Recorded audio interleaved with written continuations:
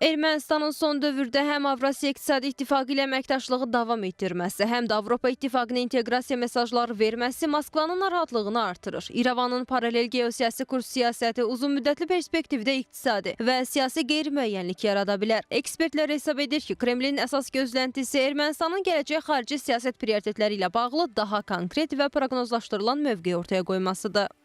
Təbiidir ki, Ermənistanın hazırki siyasəti Avropa İttifaqı istiqamətində həyata keçirilir. Bu isə Rusiya ilə Ermənistan arasında münasibətlərin onsuz da pisləşməsini daha da dərinləşdirəcəkdir.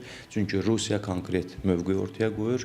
Avropa İttifaqı və yaxud da Rusiya Ermənistan qarşısında bu şərt konkret ortaya qoyulubdur və hesab edirəm ki, Ermənistan daha çox Avropa İttifaqına üst tutacaqdır gələcəkdə. Ekspertlərin fikrincə, Kremlin Ermənistandan daha konkret mövqe gözləməsi seçki prosesinə müdaxilə yox, mümkün geosiyasi dəyişikliklərin idarə olunan şəkildə baş verməsi məqsədi daşıyır. Moskva xüsusilə iqtisadi münasibətlərdə kəskin böhran və ticarət məhdudiyyətləri riskindən yayınmağa çalışır. Xüsusilə qarşıdan gələn parlament seçkisinə xarici müdaxilə məsələsinə nəzərə aldıqda bu vəziyyət həm də qərb ölkələrinin və regional qonşuların təzyiqinə səbəb ola bilər.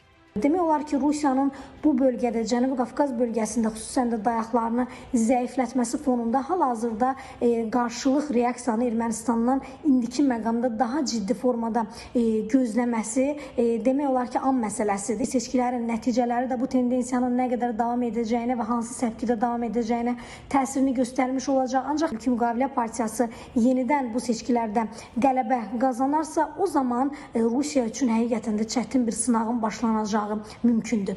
Beynəlxalq ekspertlərin sözlərinə görə Ermənistanın qərblə yaxınlaşma cəhdləri, o cümlədən Ukrayna prezidenti Volodimir Zelenski ilə təmaslar Rusiyada etimadsızlığı gücləndirir. Moskva Cənubi Qafqazda təsir imkanlarını itirmək istəmir və bu səbəbdən İrəvanın gələcək siyasi kursunu diqqətlə izləyir. Nəticə etibarilə Ermənistanın həm Rusiya, həm də qərb arasında balans yaratmaq siyasəti uzunmüddətli perspektivdə regionda yeni siyasi gərginlik və iqtisadi risklər yarada bilər.